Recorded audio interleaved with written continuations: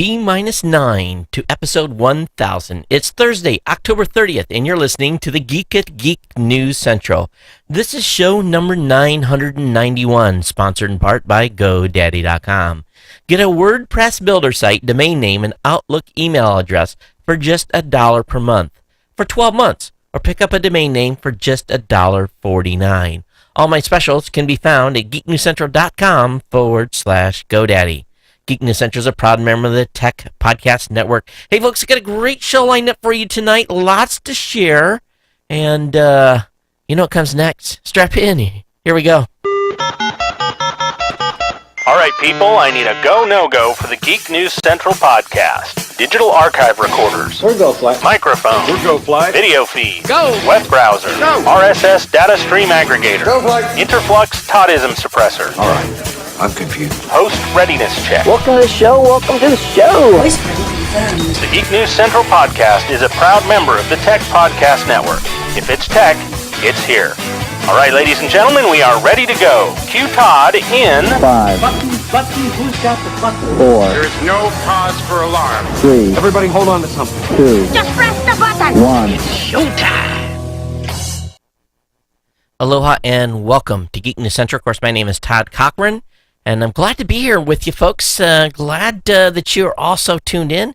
Big, warm welcome to all of the Hana, all the longtime listeners and viewers of the show. Thanks for being here. If you're brand new to the show, I want to welcome you to the podcast. Got a great show lined up for you tonight. But before we get into really everything that we're going to chit-chat about, I want to make sure that everyone that is listening has the opportunity to really get subscribed to the show. And that's real easy to do by going over to, I just keep hitting the wrong buttons, geeknewscentral.com, and come over to the website, and you'll find right on the second column of the website, place there to subscribe via iTunes and additional subscription options. Of course, you can follow me on Facebook, Google+. There's a place there to get hooked up with a newsletter as well.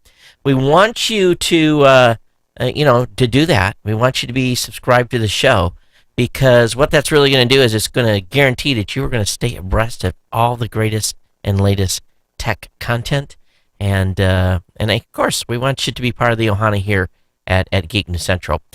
Well, I've got, a lot in the hopper here, folks, so I'm kind of excited to share a few things with you guys. But as always, we want you to feel free to email the show at any time. If you want to send any of your commentary or links or anything like that, geeknews@gmail.com. Of course, you can follow me on Twitter at geeknews as well. That's a great way. Of course, Facebook, again, Google+, all those locations are places to connect with the show. I do have to make an apology right up front at the beginning of the show. So we got done with the last show. Everything was going good. Got the audio uploaded. Got the video uploaded. I went and did the final posting, hit submit. Everything was good, and I woke up in the morning and my inbox was full from all of you saying, hey, something's wrong. I got the new media show. I didn't get Geek News Central. So the damage was already done. We were already 6 hours in. Many of you had already downloaded the show. I went in and changed it out to the right media. I just clicked the wrong media when I was getting ready to publish. And simple mistake, but many of you did not get to listen to show 990. So I want to encourage you to come back to the website. There's always the audio linked on the website. Had that squared away, so that didn't get screwed up. So, again, huge apologies for last show. I don't think it's been a long time since I did that, but really what the situation was, man, I was like, at the time I published the show, I was done. I had a stick of fork in me. I think I left the studio and, peeled my clothes off and was in bed and asleep in like 30 seconds. It had been one of those days, so my apologies for show 990 really getting kind of screwed up from a distribution standpoint. And some of the sites, like Stitcher and some of the other ones, they don't resync. They don't look at the feed and say, oh, something's changed.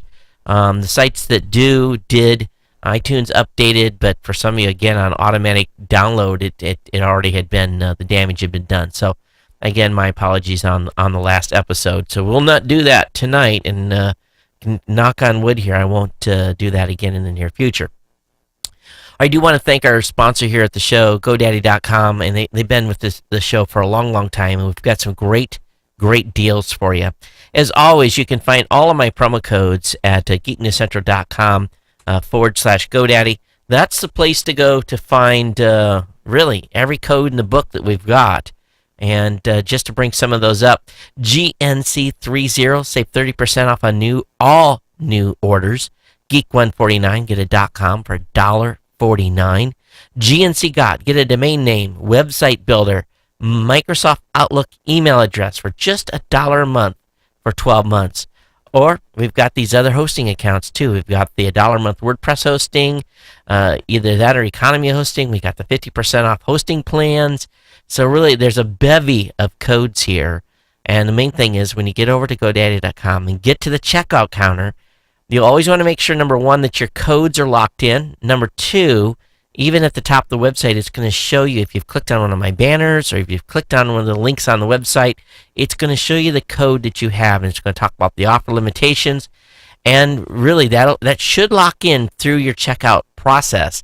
If you get to the checkout counter and it just doesn't look right, again, you can use the actual promo code itself. The bottom of the checkout, bottom left of the GoDaddy checkout page is a place to enter that code. And don't be afraid to fool around with the promo codes a little bit. That way you will get the best possible deal that you can get. And again, we want to thank GoDaddy for being a longtime sponsor here. And of course, again, find all my deals at geeknewscentral.com /GoDaddy. I did want to say we're tweaked again a little bit with audio tonight, and I'm looking at the waveform, and I think Paul is going to be happy with what's come out. Still, it's a little tinny for me right now. And I don't know exactly what's going on there, but maybe I tweaked the equalizer just a little bit too much. Also tonight, the stream, everything says we're good live, but I was having some internet. It was basically the internet was a little slow tonight, so I hope the live video is good. And Dale's saying, I got a long latency in my ISP. Let me know when live is going. Oh, yeah, it's live. So let me type that to him. So, yeah, so maybe it was not only him, maybe it's him. I don't know what's going on. But anyway, that's what's going on. So let me just talk a little bit about, I kind of had Tuesday, I got to thinking about a couple things. I was talking with my mom and looking at the calendar. She's not going to be coming out for Christmas this year, and there's some stuff that I need to do in Michigan to get some of the gear ready for CES. And there was just a variety of things, and I went online. I went on United, and I looked. I've got a whole bunch of them. I got 840,000 frequent flyer miles. And even though that I need a few more miles to make status, I'm going to fly in New Year's Eve and make status to, basically get into the category I need to for next year. But I, talked it over with my wife, and they had some Super Saver airline tickets available. And the wind's blowing in here tonight, so if you guys are hearing that in the microphone, I apologize, but I don't have my little stick to reach over there to pull the window shut.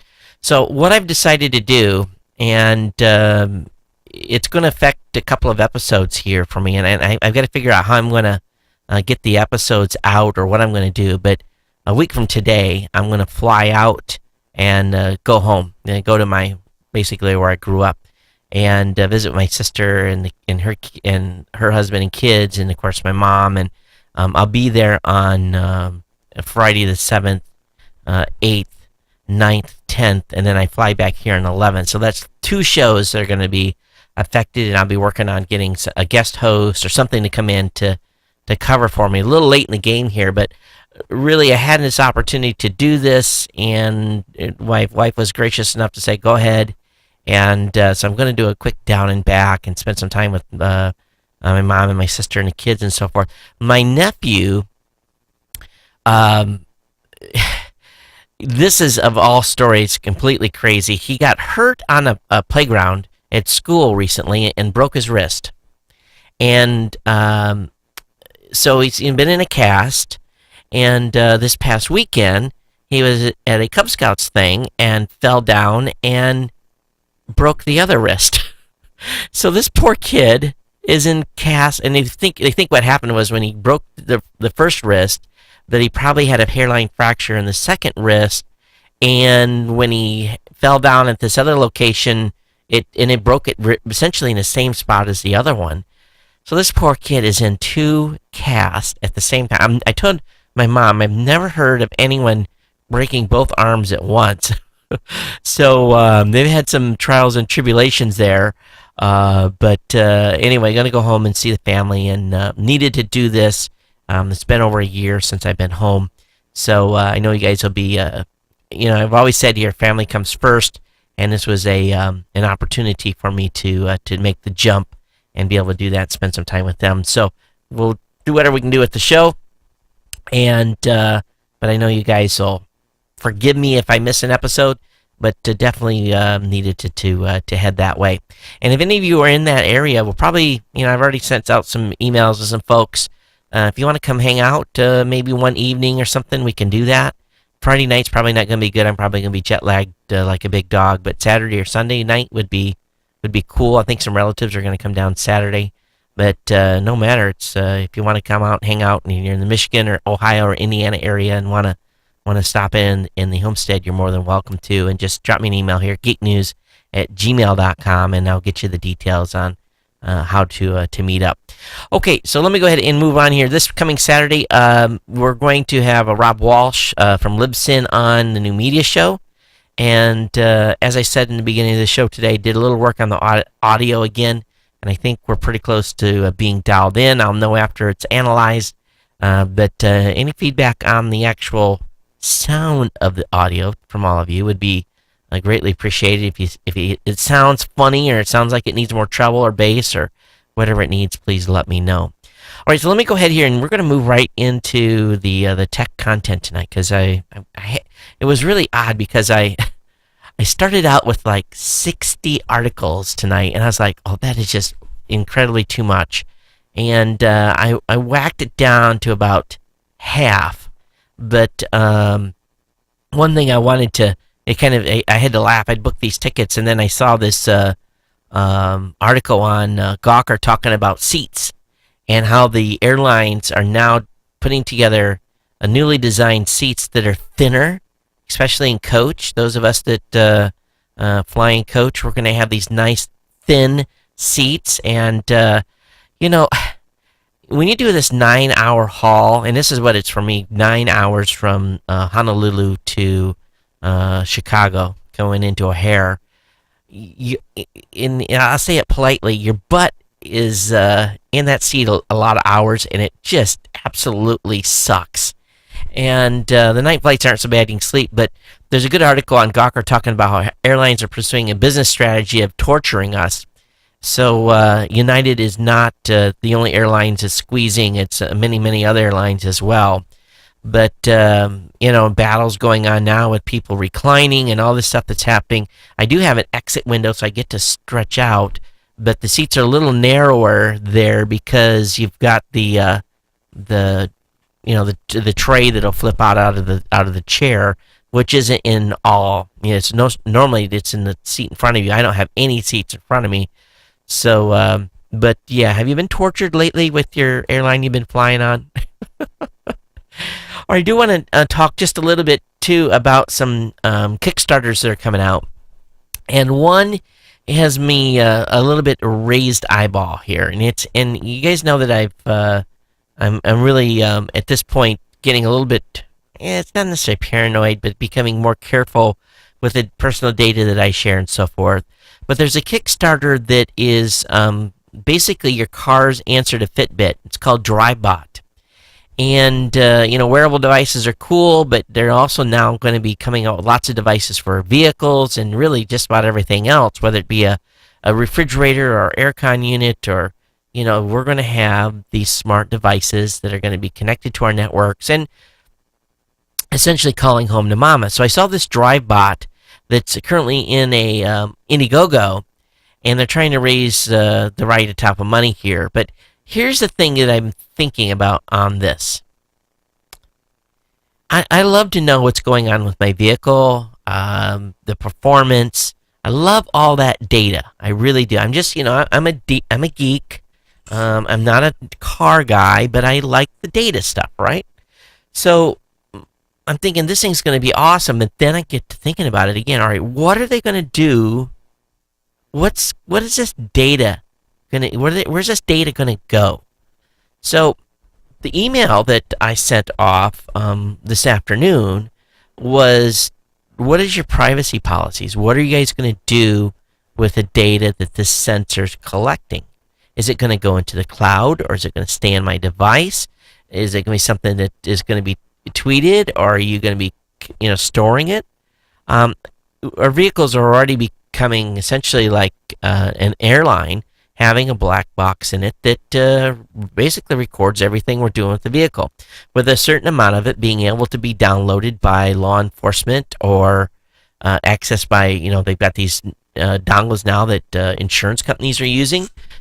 There's all kinds of data that can be basically pulled out of a vehicle. How hard you braked, how aggressive you were on turns, acceleration, all this stuff that ultimately, just like our fitness, is building a picture of us. You and I are nothing but this huge data pile. You look at us in our, we're largely made out of water, but our flesh and blood veins and our major organs, that's, part of who we are in our brains. But there's this whole other stack. And it really, at this point, the stack of data that they're collecting on us, whether we be driving a car, where we're going, this stuff is, if you're not already concerned, and I don't want to turn the show into a conspiracy theory type thing, but they are collecting an incredible amount of metadata on you and I. And so when I see this type of thing, I think it's cool. This DriveBot's cool from a data standpoint, and wanting to be able to access that and see what my car's doing, and look at the, it's going to give you lots of cool stuff. But do I really want to give someone an additional data point on me? What about you guys? Are you not worried about it? I just at this point, I look at all this stuff now with a filter, right? Trying to figure out, what's going on. And the same thing goes with Apple Pay. We're going to be taking our devices around. We're going to be paying for it. That transaction is going to be recorded. Data is going to go back to Apple. It's already being tracked when we swipe our credit card now with the credit card manufacturers. They can basically tell how much people make just by the amount of charges they make every month. They don't even need to ask your salary because, they can do some math. Okay, this dude lives in Hawaii. His house payment's this much. This is electricity. This is his water. This is how much he's spending every month. And within a variance of a few things, they can say, considering he maybe, let's say he's saving X percentage, they're going to know, okay, here's this guy's income envelope. And now let's go ahead and target ads against them. So they've been doing this for a long time, but it's just making it so easy for them. Now, speaking of, Apple Pay, we talked about Current C and that group of folks that were basically denying Apple Pay to be used. But Midwest chain grocery store Meijer, and matter of fact, the only time I ever shop in a Meijer is when I'm back at home, is going against the coalition of retailers, and they're accepting Apple Pay as a payment. And they probably will be taking some heat for this, and maybe even some penalties. But Meijer has 213 grocery stores in the Midwest, and they're excited to be able to accept Apple Pay. So the coalition is going to crumble. This afternoon, I was in an office, and I noticed something sitting on a desk, and I walked over and looked at it. I said, this is kind of cool. And I wasn't so bold that I went and grabbed it and picked it up. It was an office I don't go into only a few times. But I looked at this device that was on the counter, and it was some sort of a camera. And I asked the folks in the office, what is this? And I said, well, that's so-and-so's, and, he just brought it in today. So I thought, okay. And tonight, when I got home and I started processing the show stuff, I saw this thing from Kodak. And I said, that's the same thing I saw on this guy's desk today. And what it is, it's a Kodak's action cam. Now, either it was a pure, and I don't know how long this thing's been available, but the folks at Engadget normally do a review on stuff before it's even on the street. But this Kodak new action cam offers 360-degree views of stunts, and I swear this was the device that was sitting on this guy's desk. And there's a very, very cool video. Now, this has got some unique utility. It's a $349 device. It records at 1080p, but it records a spear of 360 degrees.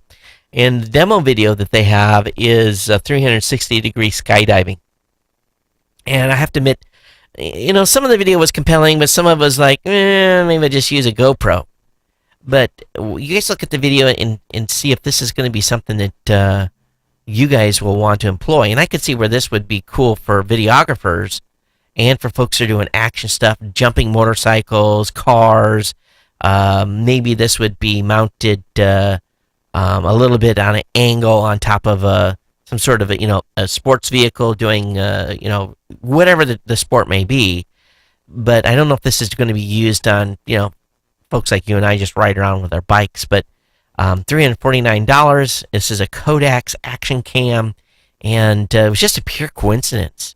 I was I was kind of like, wow. Talk about that just doesn't happen very often, where I see someone have something on their desk and immediately see an article about it. But link will be up in the show notes. It's called the Kodak Pix Pro SP360. Link is in the show notes. You guys can definitely look it out or check it out. Hey, of course, the big news over at Apple was the announcement of Tim Cook, and basically Tim announcing that he's proudly gay. And so that spurred, I think, today some articles on a number of websites, one of them being BGR.com. And it was a discussion about working for Tim, and some employees basically discussing how it was to work for him. And I had to kind of laugh because there's some parallels here.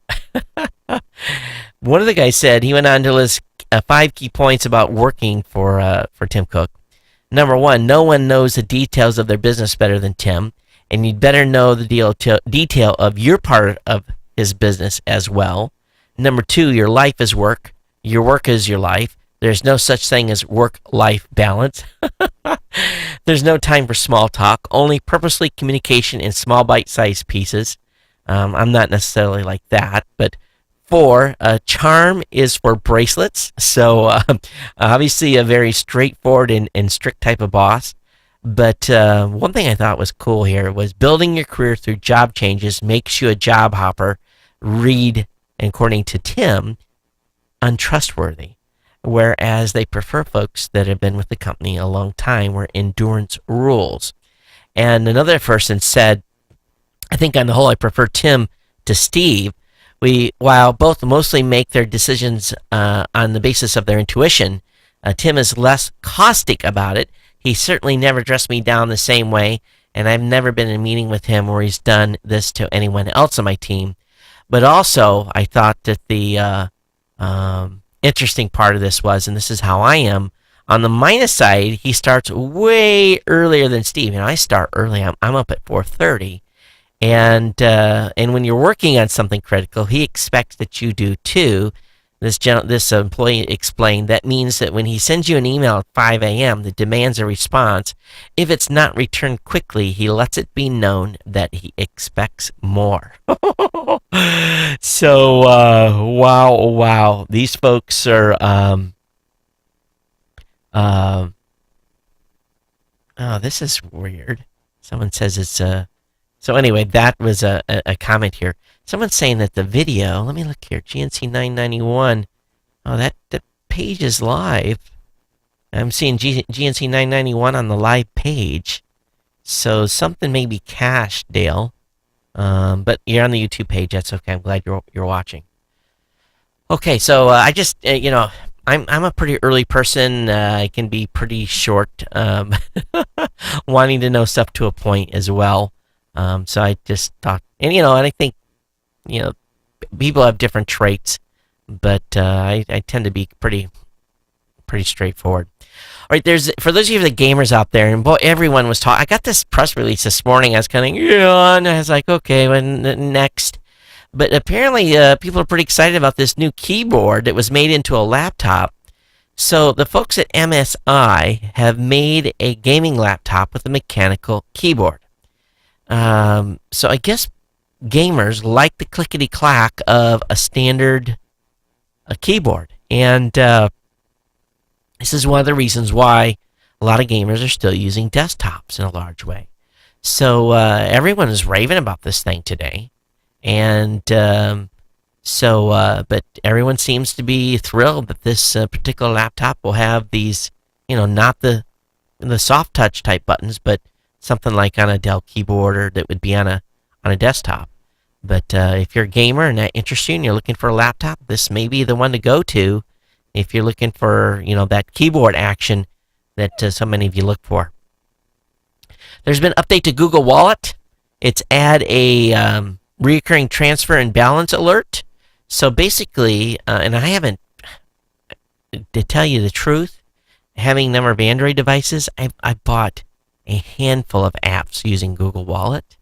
I buy still most of my stuff on the iPhone and on the iPad.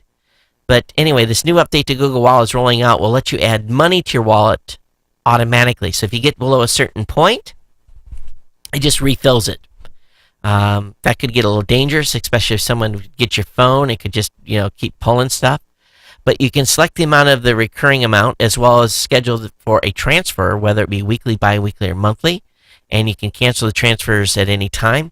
You can also set up a low balance alert. When you reach a certain low threshold in your balance, Wallet will alert you so you can add money. On the Wallet balance screen, tap low balance.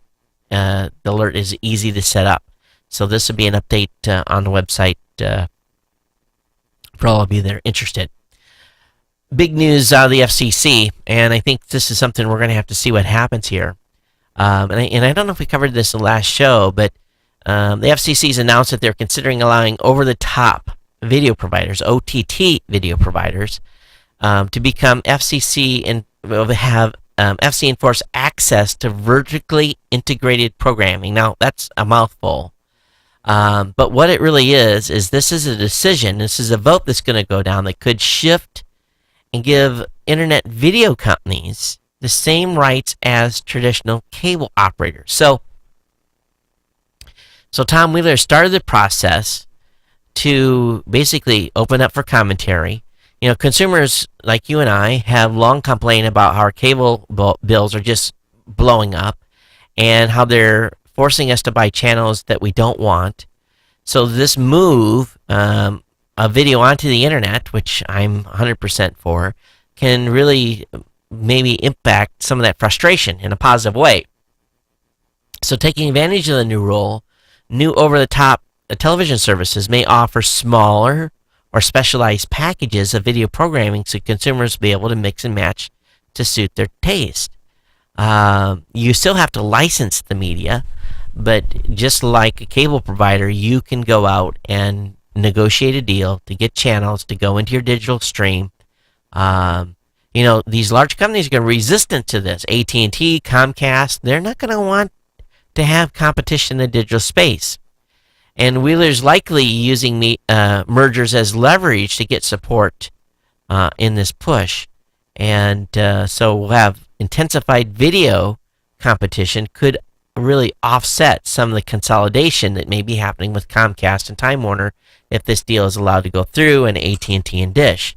So really it's opening up the floodgates to allowing lots of companies to compete with the cable providers via the internet. And this is, I think, a fantastic idea. Competition is good for all of us. And this would be a major issue for Comcast going forward. They would have to bring as soon as companies started making deals, and here's the thing, content companies are scared to death of what's happening in the real world. We know that subscribed TV is slowly going down, but as those of you that are younger than me, those of you in your 30s, as you guys start, many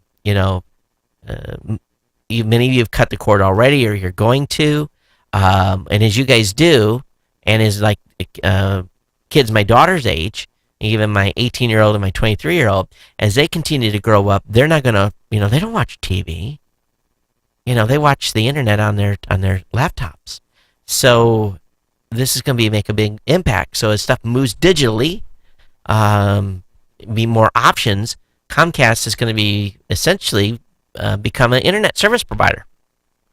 And maybe, 25 years down the road, because this isn't going to happen quickly, but let's say in 10 years, there could be major competition in this space, which would be good for all of us. And but they just got to get this net neutrality stuff dialed in too, so that we can continue to, be able to get all the internet services and all the streaming TV that we want via our internet connection. So not just HBO though, in bringing a digital service, Starz wants to launch a streaming service for cord cutters as well. So this is big, and they don't think it's going to cannibalize their existing business, but this is big. HBO, CBS, Starz. Who's next? Showtime. The stuff that Showtime offers is strictly limited to being able to prove that you've got their subscription on your cable television service.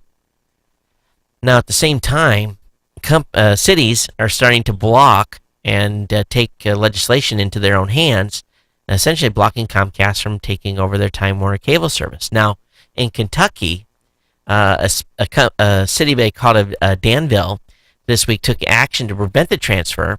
On Monday, the Danville City Commission voted unanimously to approve the first reading of two ordinances related to the merger. The first would deny the transfer of the city's service. Again, cities authorized franchises to these cable providers to bring the service to their city. So basically, what they're doing is the first would deny the transfer of the city service from Time Warner Cable to Comcast. The second would deny the transfer from Comcast to Charter. So the city commission could pass the ordinance as soon as November 10th. Now, under Kentucky law, as in most states, again, cable companies must obtain a franchise agreement from a city in order to operate there. As the Advocate Messenger, that's a newspaper down there, explains, Danville last issued a franchise agreement in 2003. So Time Warner Cable purchased the company that had the license before, called Adelphia, in 2009, but continued to provide service under the terms of their earlier contract. So they're renegotiating with Time Warner Cable at this point. So this is pretty exciting here, that a city has finally stood up and said, I don't want this to happen, and we've got the power to do it. Now, what would be really cool for that town in Kentucky is if Time Warner Cable says we're not going to re-sign the franchise deal, is if the city was able to do their own, basically, deal. And this stuff going on with FCC is going to, at some point, allow entities, basically, to sign and do deals for programming. Now, scale is definitely going to be an issue for price. Usually when you buy in bulk, you get a cheaper rate, like Comcast does. So the smaller companies will have to figure out a way to compete, because they're not going to get the content as cheap as maybe Comcast does. But then again, there might be some rules in place with the FCC where they have to stay within maybe a margin of,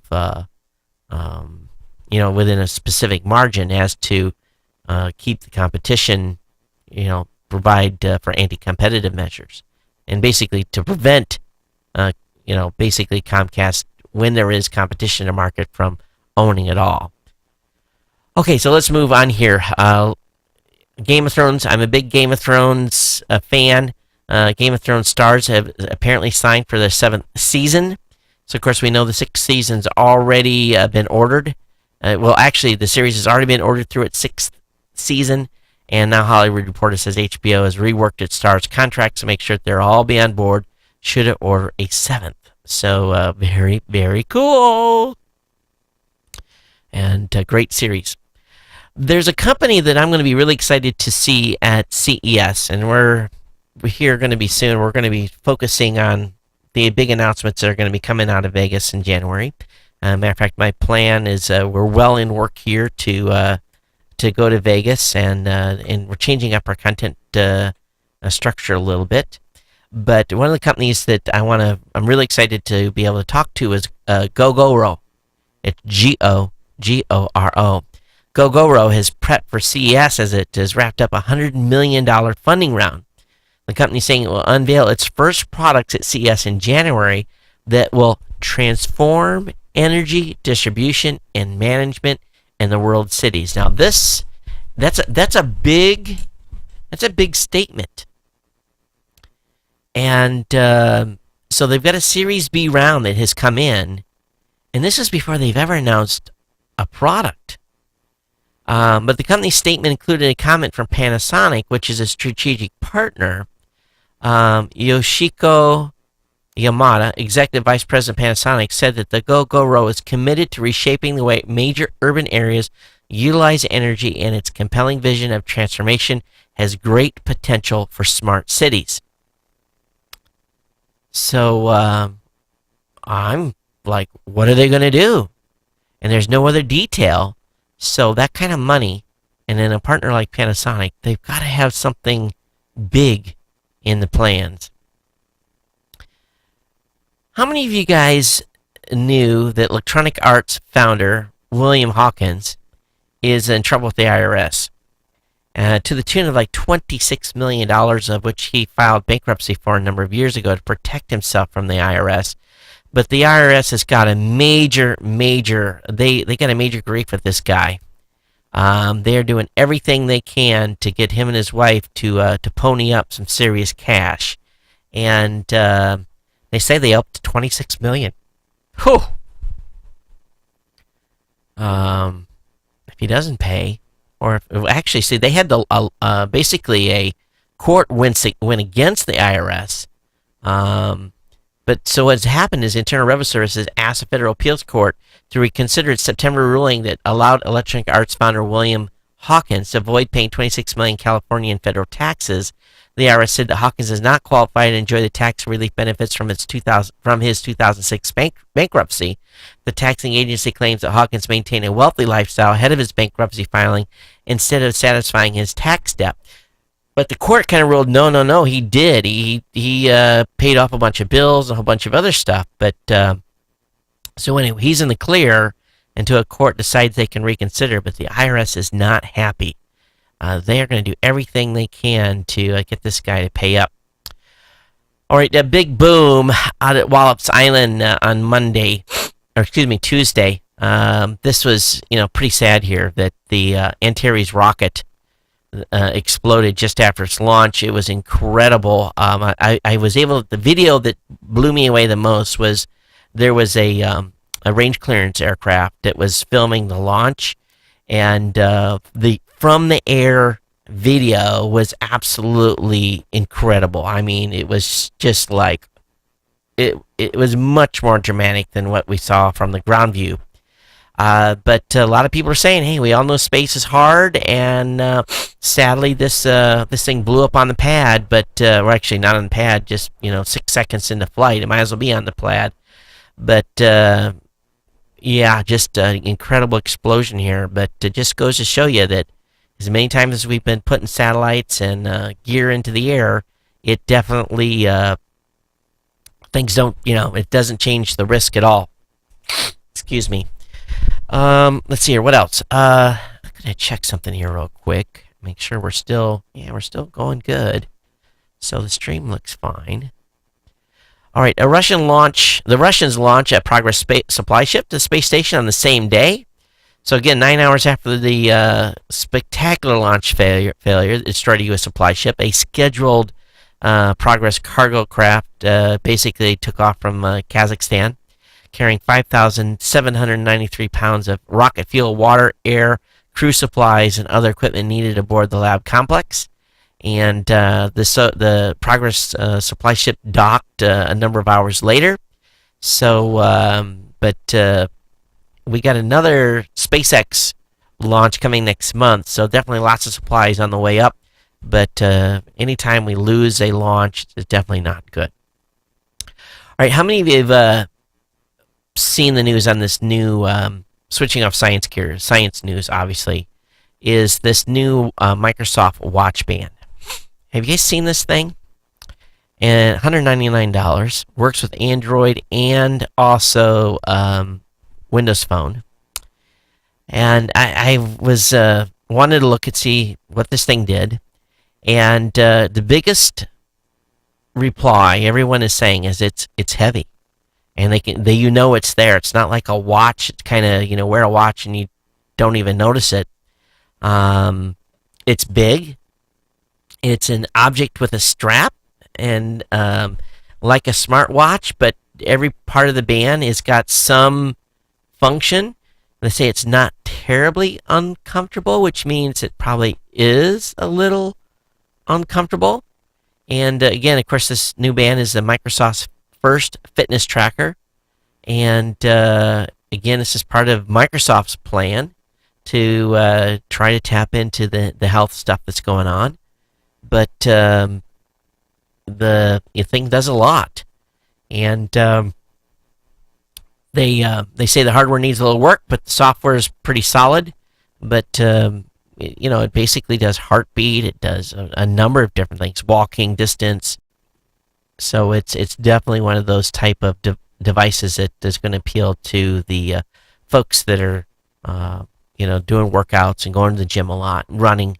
So, but $199, and we'll keep an eye on this thing, and you guys can go and read the reviews that are linked up here, and get the information that it provides, and you guys can make a purchasing decision. But this space continues to really explode. All right, if you're a big Apple fanboy, and I know we've got some of them that listen to this, some of you that listen to this show, there's a cool poster that has been designed, and this thing is not as iconic as a black lit Led Zeppelin poster, but this poster has been made by Pop Chart Lab, and it's a freshly updated version of its history of Apple's product poster. It shows every Apple product that's ever been made, and the poster is printed on canvas using 15 different inks. Costs $80, and it was on sale for $64. It may be off sale by the time you listen to the show, but if you want something for your wall to show the history of all the Apple products, the poster to get, and not real good looking on the screen, but if you blow it up, it's pretty slick, and they've done a nice job with this thing. So I'll have the link up in the show notes for you to check that out. There is an incredible article, and it's an article linked to articles, but over on Slashdot, they've got the story about the first detailed data analysis shows exactly how Comcast, the toll trolls, jammed Netflix. Stephen Levy, news back channel publication on Medium, Susan Crawford, another individual on Medium, expertly dissected the Comcast Netflix networking congestion controversy, and she sourced material that was available from measurementlab.net, and basically this data was also, of course, that measurement report came from Google-backed MLab, and they show exactly what Comcast did to make it painful for Netflix to get their media through, and this is pretty damning, and I don't say that lightly, but Susan Crawford makes a compelling case for FCC intervention, and she called it "How to Fight Telecom Game Playing," and this, if nothing else, if you read this back channel article on Medium.com. I think you're going to have a realization here of what I'm saying, that there being a troll and not playing nice is the evidence just is like wow. And I spent some time reading both these pieces, and shame, Comcast, shame on you. And Netflix is would rightly be upset. I think if I was running Netflix and had been subjected to what has been published here, I don't know if I'd have played as nice as Netflix did. I may have crowdsourced anger from Comcast customers to get something to change, but it's when you guys read it, you'll get my point. Anyway, link will be up in the show notes tonight, of course. The Federal Trade Commission has fined online dating service $616,000 for using virtual cupids. You know, my mom is older, and she had went on a online dating site and tried it out a little bit. And her basic realization from the site was that most of the fellas that were on there were looking for a nurse and a purse, and not necessarily looking for a companion per se. So this particular company, JDI Dating Limited, a UK company that runs 18 dating sites, that claims to have over 12 million members, and here's the sites that included: Cupid's Wand, FlirtCrowd.com, FindMeLove.com, are three of them. Well, again, have to pay $616,000, and it must stop business practices that they were said to violate both the FTC Act and a new law that regulates recurring billing online. JDI's dating sites would take fake profiles, which the company called virtual cupids, and have them send computer-generated messages to new users who had created profiles but hadn't yet paid. On JDI's websites, the users received an email notifying them that another user sent them a wink within minutes of joining. Then they got additional winks, messages, and photo requests supposedly from other members in their geographic area. These were all fake. So they basically were faking people out and saying, oh man, someone's interested in me, playing against their primal instinct, and went on and paid this company, and it was all a bunch of crap. So again, those messages came from bogus virtual Cupid profiles that JDI had on FlirtCrowd and other sites. Now, the only indication that the profile was fake was a tiny logos with the letters V and C. The virtual cupids had photographs and personal info that mimicked real profiles and were made to appear geographically close to consumers using the site. So naughty, naughty, naughty, naughty. And they got caught, and I just wonder how much money they really scammed off people. Wow. What a way to play. You didn't have that many people on, and it's nuts. It really, really is. Over on Huffington Post business section, those of you that have online presences, there's and I've been using Google Alerts for many years, but it kind of reminded me I should remind you guys about this. But there's a great service where you can use Google Alert for brand monitoring and competitive intelligence. Setting up an alert can be done in just a couple of minutes. You identify your keyword or phrase for monitoring and reporting, and the more specific, the better. So Google gives you a drop-down for selecting, how often it happens, region, a variety of different things. And then as things pop up on the web, you basically get a notification. So this is really, really cool. And I like the alerts. When someone's talking about me, talking about the show, writes a link, I'm able to basically go to the website and thank the person, make a comment, reply on Facebook. So it's a really slick service. So anyway, again, Google Alerts for brand monitoring and competitive intelligence, and again, a great Google product. Can you imagine being a French authority and having reported that someone was flying a drone over a French nuclear power plant. Well, the French have a lot of nuclear power plants. The French Interior Minister told French public radio that the government has begun an investigation into who has been flying drones above as many as 10 nuclear power plants nationwide this month. They say there's a judicial investigation underway. French Interior Minister Bernard Cavanagh said in an interview on France Info Radio, measures are being taken to know what these drones are and to neutralize them. Now, of course, as I said, France has 58 reactors. I actually said they had a lot, but in the article here, they say they have 58 reactors across 19 locations.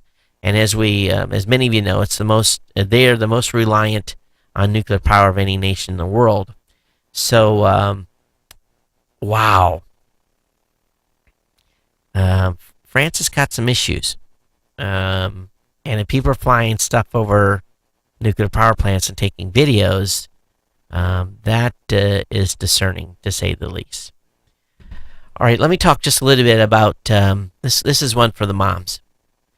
I've been fortunate, and all the children that I have, we didn't have any children end up in a NICU. We did have, I did have Anna ended up with a little bit of jaundice, and she just had to stay a couple extra days in the hospital with mom and me. But so many moms today have babies that maybe have some respiratory trouble, maybe are preemie. Anna was born a month early, but she was able to go home pretty much on time after the little jaundice incident. But there's a new invention that lets newborns and incubators feel mom's heartbeat. So this is a prototype, but Intel's Make It Wearable finalist Team Baby created a wearable that lets preemies or other babies in incubators feel their parents' heartbeat while separated. And this is kind of interesting here. It's a prototype mattress that helps bring back some of the closest. The mattress is built to feel just like real human skin, and a teddy bear size sensors worn on the patient's chest to detect his or her heartbeat and breathing patterns. So this is really cool, and it basically provides data back. The baby can get, it feels like he or she is with mom. So kind of an interesting development here. A baby could help get premature babies out of the incubator faster than the standard model, its creators claim, and even just 1 day or 1 hour of incubator free time could make a world difference in a family's life. The best part of our NICU stay, according to this gentleman, was when we could finally hold our son after he transitioned out of the incubator and into a standard bassinet. So they're going to do some clinical trials, and they want to see baby in every hospital and every NICU around the world. And the device pans out, they could be on their way to achieving that lofty goal. So this is kind of a cool product. This is something that those babies are separated from mom, and we all know how new babies are. They're hardly let they go everywhere with this. They're very rarely on their own. Anyway, pretty cool. Hey, Google's been ordered to pay a woman $2,250 for a Street View image that showed her cleavage. Well, apparently, as the Google car was driving by this lady's house, she was bent over and exposing significant amount of cleavage. And they blurred out her face, but didn't blur out neck and below, and it was pretty close up and pretty revealing. So this judge has said, Google, you have to pay for violating her privacy. So this is let me go ahead and now tell me when the Google car is going to be by, and we'll get the whole family out there, and we'll entertain them. There's a cool article over on the BBC talking about folks that are using metal detectors. And have you ever lost a ring or a necklace or something? I lost a necklace one time on a beach, and gold bot chain. Those things are from Thailand. They're expensive, but some guy with a metal detector, scored large when he came through later. But there's a group now that is finding rings and finding jewelry, and they're putting them up on websites. And basically, as long as people can prove and have, some be able to describe what it is exactly, they're able to recover.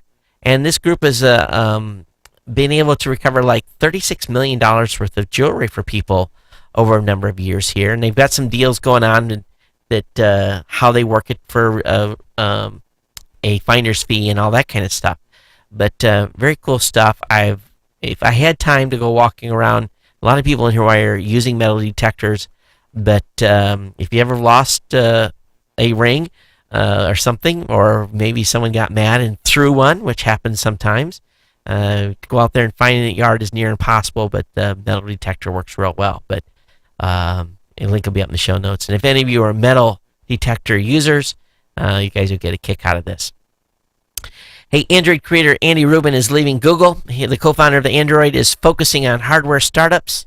So this is big. According to Wall Street Journal, Rubin's departure to create an incubator for hardware startups. His role heading up the company's robotics will be taken up by James Kuffner, a research scientist at the company and a professor at Carnegie Mellon. In a statement, Google's Larry Page thanked Rubin for his work. He said, "I want to wish Andy all the best with what's next. With Android, he created something truly remarkable with 1 billion plus happy users. Thank you." So I'm sure he's leaving with a lot of cash and going to be working in the startup space. So not surprising. So we'll see what comes for the future with him. I mean, where we're at on time here. Hey, if you've got, if you're using Yosemite and you're seeing some bugs, well, the folks over at fieldguide.gizmodo.com have some ways to overcome some of those bugs that are in the current version of Yosemite.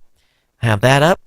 Brazil is keeping its promise to avoid the U.S. internet. They're laying all kinds of cable down. They're investing $185 million on the first cable project alone, and they're using a non-American company, and they're trying to dissect themselves as much as possible from allowing their traffic within their country to go through any U.S. controlled fiber or internet lines. Whew. We're talking money walks. Bullshit. Yeah. Money talks. Bullshit. You know what. So anyway, very cool. Hey, NASA's high-altitude glider can fire rockets into space from air. I didn't even know this was something that they were doing. I was like, what? Where did this project come from? I thought it was, some of that from the composite group. But anyway, this basically what it does is they tow this glider to 40,000 feet.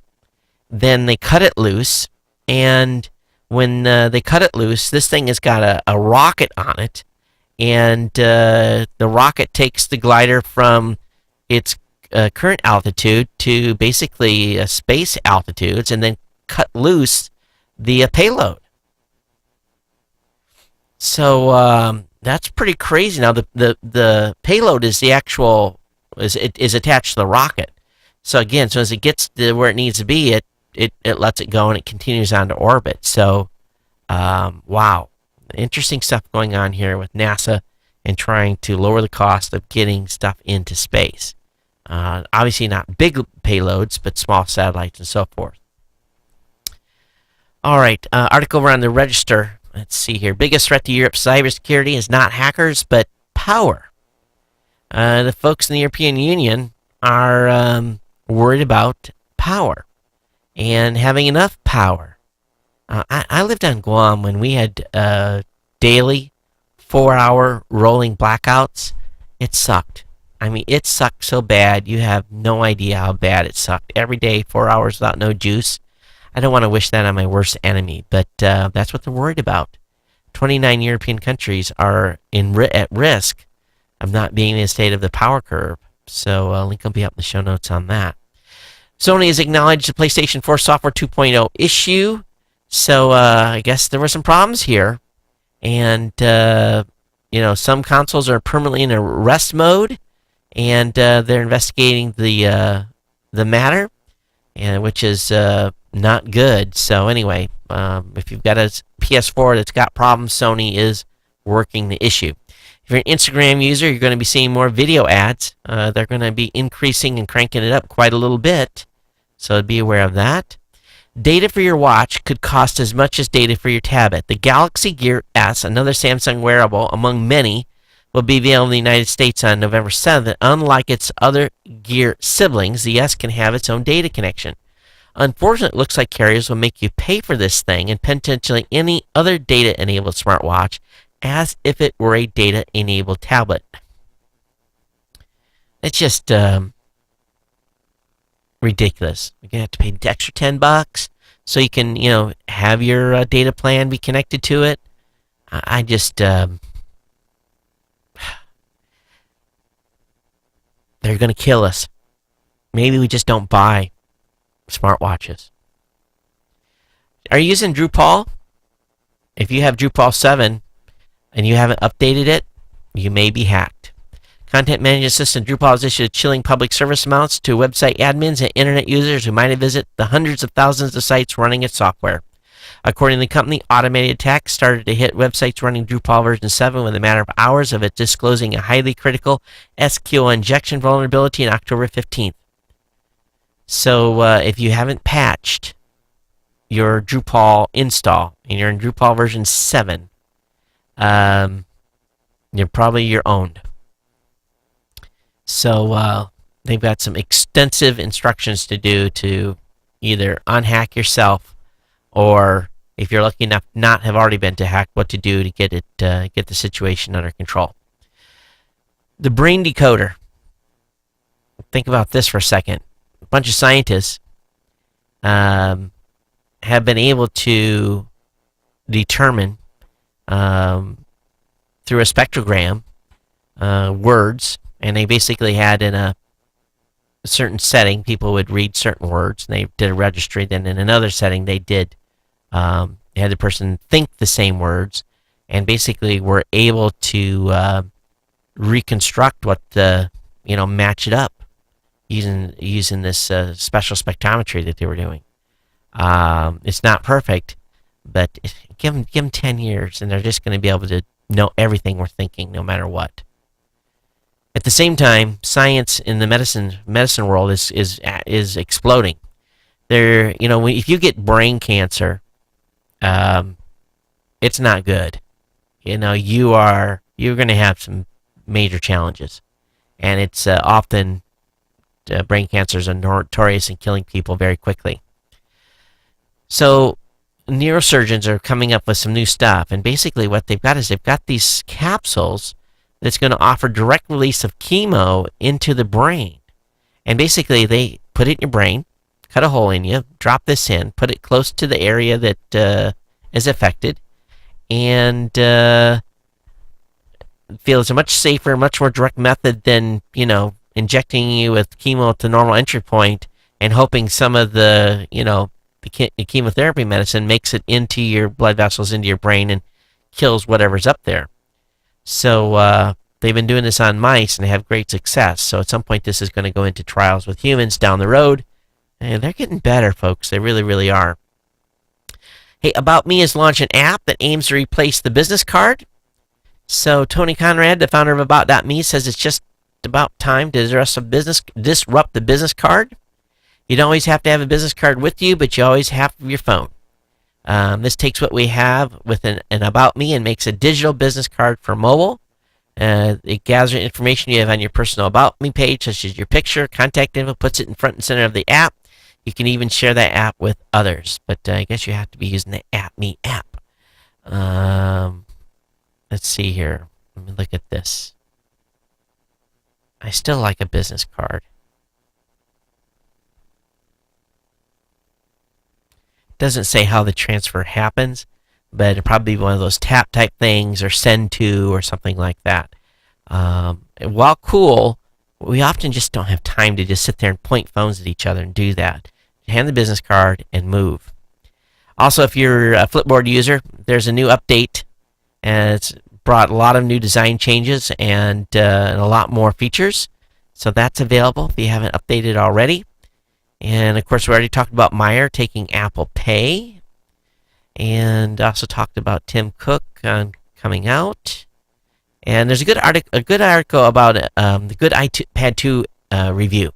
I've been actually looking for one that for what I would consider to be pretty just not a puff piece, and talks about the plus and minuses of the new iPad Air and what they like about it, what they hate about it.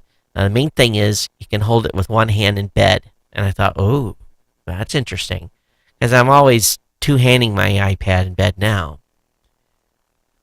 Moving on here, Verizon is set to pay $64 million for overbilling customers. This is not surprising. So this is another settlement that they've had to make, and we'll be sending, I guess, customers getting that money back.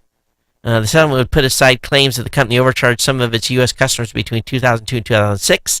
The class action suit had accused the company of overcharging users of its family share plan by improperly calculating overage charges on the shared minutes plan. So if you're involved in that class action lawsuit, you might be getting 10 cents.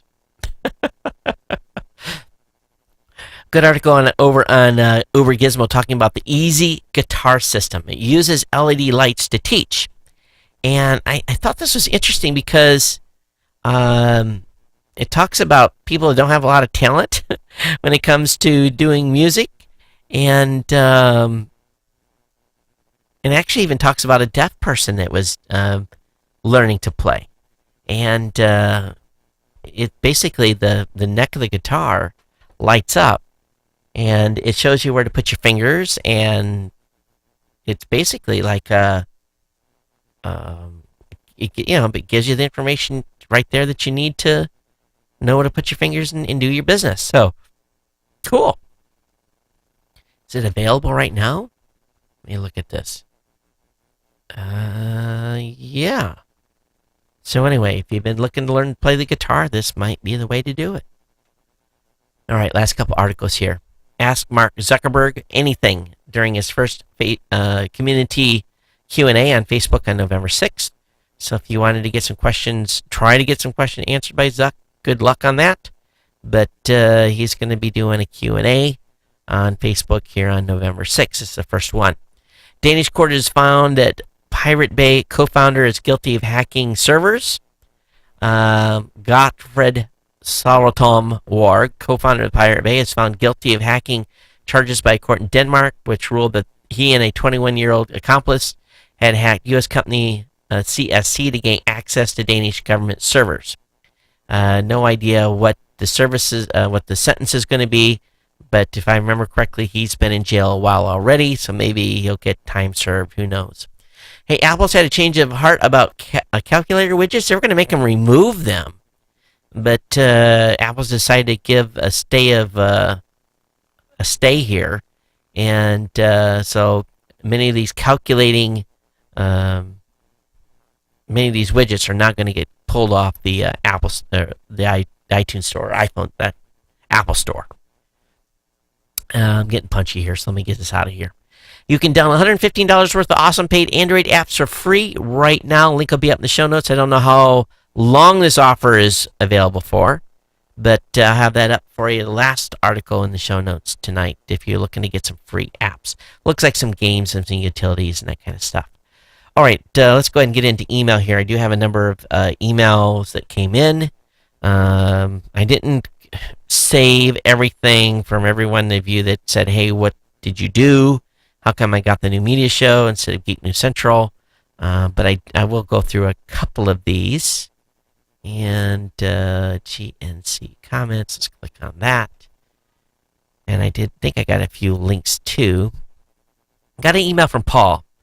He says, hey Todd, the most important thing we make at Soldering Sunday, and I'm not familiar with this, at solderingsunday.com, is more makers. We believe that tinkering, making are part of who we are as humans, and that makers can change the world. We are passionate about helping people learn the skills they need to create the things that they're passionate about. This is why we've created Chip, an electronic kit with a character. Chip is fun, affordable electronic kit that is designed with the beginner in mind. Attach him to a Pixel power base, and his big flirty LED eyes draw you in.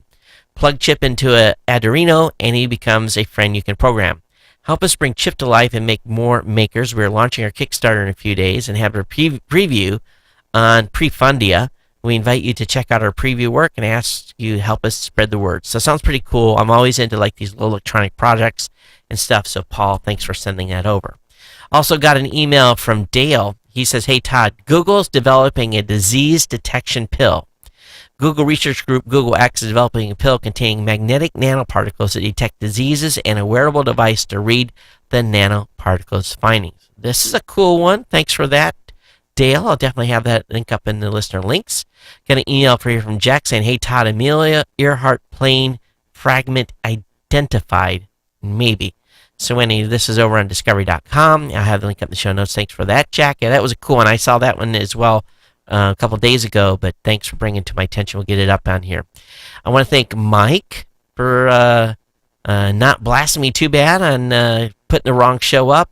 Sam, one of our longtime Ohana, Dale, a variety of folks had emailed me. Henry, again, I had a lot of emails on my screw up. Did get another email from Dale talking about the Amelia Earhart plane fragment. So two of you thought that was good. Henry said, "Hey Todd, it seems the new media show was in the iTunes feed for GNC Show 990. You were talking about everything having an agenda.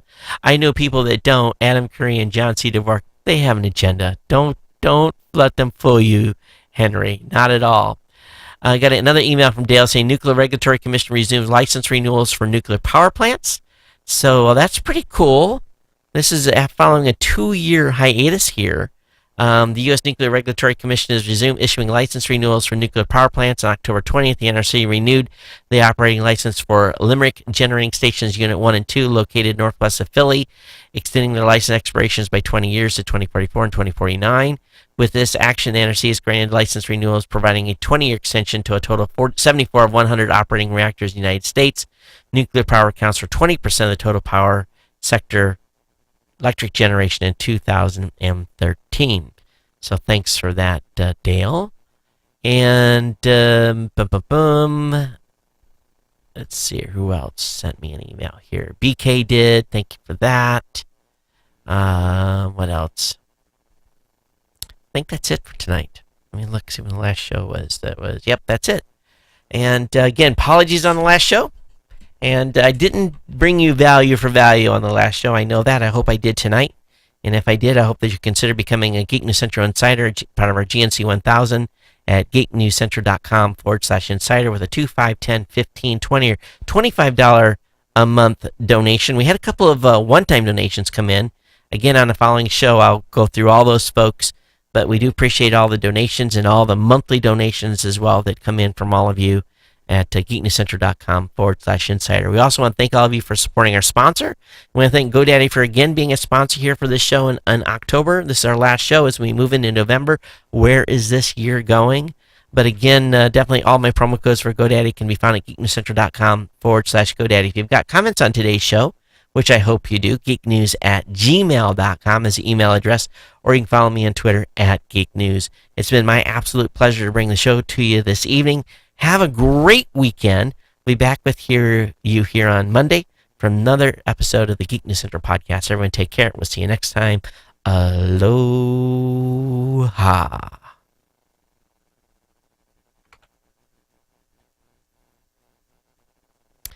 See you later, YouTube.